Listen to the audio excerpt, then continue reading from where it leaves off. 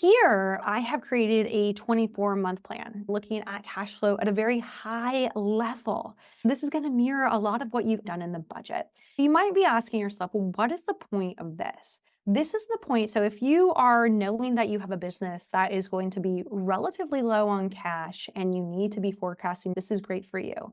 If you are talking to investors, this could be a really great tool for you to use. Ultimately, it allows you to take elements of the profit and loss, like financial projections, because this mirrors that. We get you a net income number married with your profit distributions and paying taxes. So it's a little bit more intense than a budget.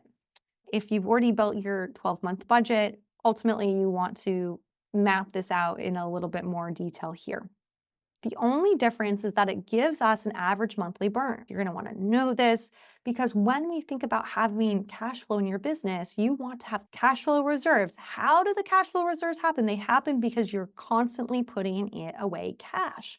So what I do is average your monthly burn, the total operating expenses, and I'm also averaging the total outflows in your cash because in this scenario, we've got an owner draw and we've got profit distributions as well as just saving for taxes, right? So that is a good nugget to know. Now, ultimately, this is a living, breathing document.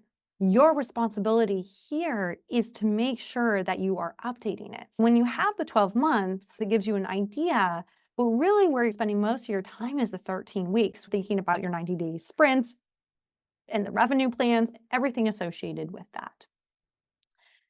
And then I also have in here for you to get confident in the timing is to put in the different types of cash inflows that you have. So recurring client payments, course sales, affiliate revenue, other, right? So any of those that you know are happening. If there's sweeps, like if you get Stripe and it gets paid out almost 3 days after it happens, right? But if you have things that are recurring, then you want to put it here, plus the frequency. That'll help you get clear on everything you can predict.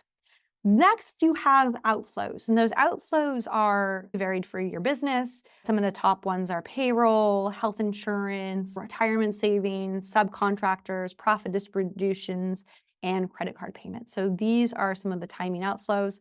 And then within this, there's opportunities for you to brainstorm if you're trying to accelerate having more frequency, like getting paid faster for recurring client payments. What can you do? So there's ways to accelerate and ways to improve some of the timing.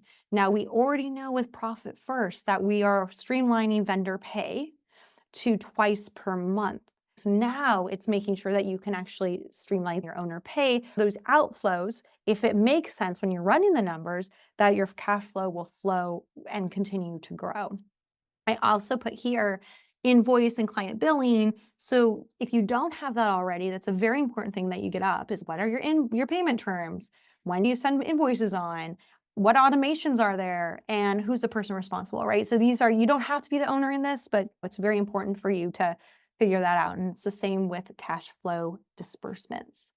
Lastly, I have an improvement checklist here. That improvement checklist are just some opportunities for you to focus on when it comes to billing and to invoicing, so the inflows, as well as ways to improve your cash outflows. So thank you. I'm so excited that you are focused on growing your cash flow. This is a very important tool that once you embrace it, everything is going to continue to go up and you will have so much clarity when it comes to the levers that you need in your business to grow it. All right, I'll talk to you soon. Ciao.